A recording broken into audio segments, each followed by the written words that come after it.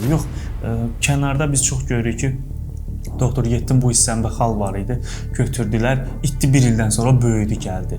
Biz bu xala, əlbəttə ki, biz də bunu gəlin götürək, bəlkə bir ildən sonra yanacaq, Allah eləməsin. Bu, dəri xərçəngi səssiz gələn bir xərçəngdir. Biz necə deyirik ki, bizim qaraciyər orqanımız səssiz bir orqandır, dəri də bu cürdür.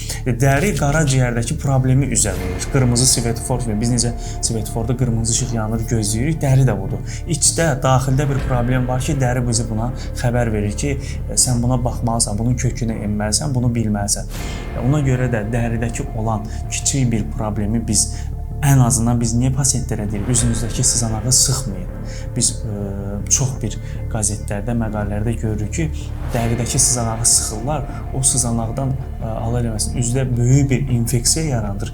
O infeksiyada gətirib ölümlə də çıxarda bilər. Tək dəri xərçəngi yox, üzdəki kiçik sızanaq belə yanlış sıxılma və yaxud da üzdə çox oynama, biz deyirik ki, üzvü didmə. Çox pasiyentə deyirik ki, didmə. Bu üzdəki didmə belə, üzr istəyirəm, üzdə böyük bir infeksiya nədən ola bilər. O infeksiya da əlbəttə ki, gətirib ölümlə sonuçlandıra bilər və həyat riskini böyük dərəcədə təhdid edə bilər.